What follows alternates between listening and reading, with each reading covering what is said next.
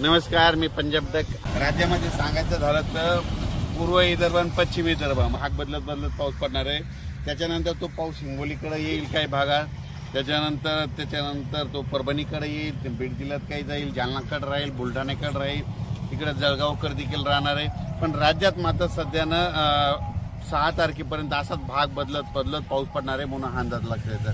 सांगायचं झालं तर 10 जुलैपर्यंत असाच वेगवेगळ्या भागात पाऊस पडणार आहे. सर्वदूर पडणार नाही म्हणून हे सर्वांनी लक्षात घ्यायचं. जिकडे पडला तिकडेच पाऊस पडणार आहे. ज्यांना सोडून दिलं त्यांना सोडून देणार आहे. म्हणून जशी शेतीची कामं करायची वेळ असेल तशी तुम्ही शेतीची कामे करून घ्या.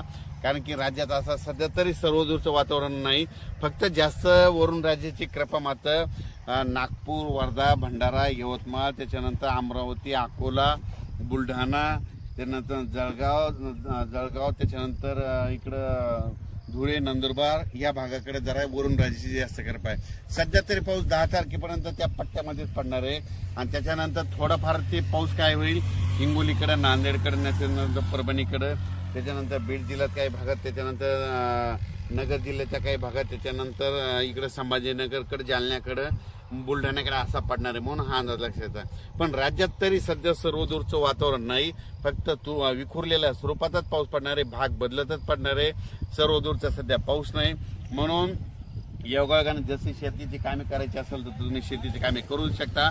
आज देखील 3 जुलैला रात्री बघा तुम्ही, आज 3 जुलैला विदर्भामध्ये बऱ्याच ठिकाणी पाऊस पडणार आहे. परभणी जिल्ह्यात देखील पडणार आहे, बीड जिल्ह्यात देखील पडणार आहे,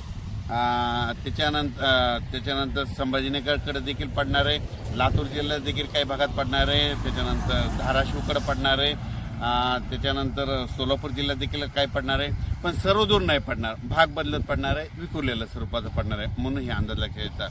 त्याच्यानंतर राज्यात हे जे वारं चालू आहे हे काय होणार तुम्हाला सांगतो. हे वारं कशामुळे चालू आहे तर काय झालं म्हणजे जे 3 कमी दाबाचे पट्टे म्हणजे 3 लो प्रेशर आहेत, हे काय होईल की ते नागपूरहून वर्धाहून त्याच्यानंतर इकडून भंडाराहून अमरावती, लगेच बुलढाणा असं करत जळगाव, हे MP राजस्थानकडे चालले.